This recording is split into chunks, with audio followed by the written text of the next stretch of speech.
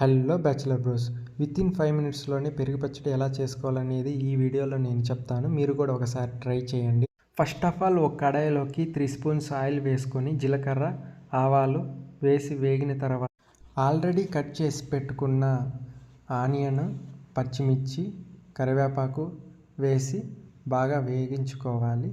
పెరుగులోకి కొద్ది సాల్ట్ వేసుకోవాలి. అదేవిధంగా ఆనియన్స్లో కూడా కొద్దిగా వేసుకోవాలి. రెండిట్లోనూ ఈక్వల్గా వేసుకుంటేనే మనకి టేస్ట్ అనేది కరెక్ట్గా సెట్ అవుతుంది.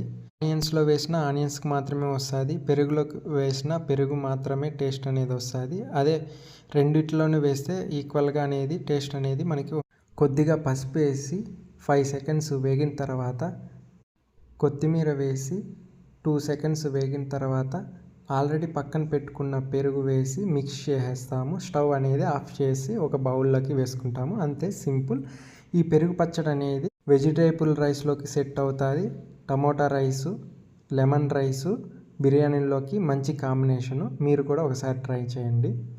కొత్తిమీర అనేది ఎప్పుడు మనకు ఫ్రెష్గా ఉండాలంటే చిన్న ఐడియా ఇస్తాను, ఇది ఫాలో అవ్వండి.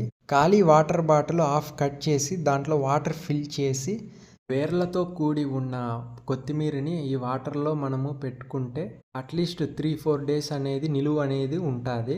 ఈ ఐడియా అనేది మన ఓల్డెన్ డేస్లో ఫ్రిడ్జ్ లేనప్పుడు యూస్ చేసిన ఐడియానే. ఇది మీరు కూడా ఫాలో అవ్వండి. ఫ్రిడ్జ్